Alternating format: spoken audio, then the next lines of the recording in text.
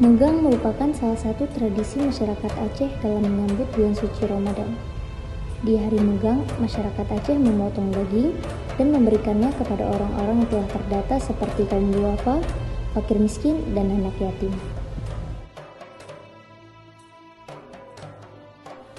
Biasanya saat tradisi hari Megang ini berlangsung, anak yang merantau atau kerabat yang jauh dan di luar kota akan pulang untuk ikut serta merayakannya.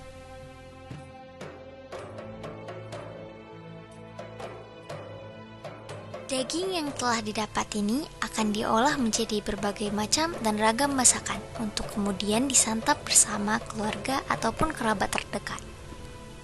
Namun, ada nilai-nilai positif lain di balik pelaksanaannya Megang ini selain memotong daging dan menyantap hasil olahannya, yaitu nilai religius, di mana masyarakat bersedekah dan berbagi kepada fakir miskin. Hal ini dilakukan agar semua masyarakatnya dapat merasakan dan merayakan tradisi Megang tersebut.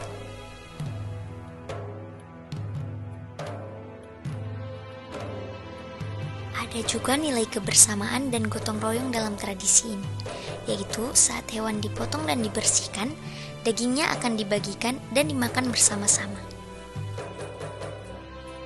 Selain itu juga berdampak pada ekonominya.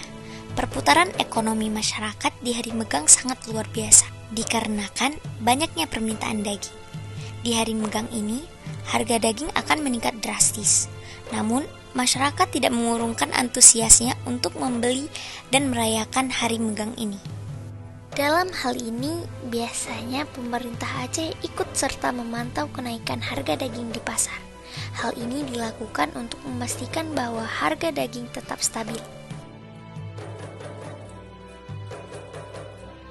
Tradisi Megang ini sendiri merupakan salah satu kearifan lokal yang masih terus melekat di masyarakat Aceh.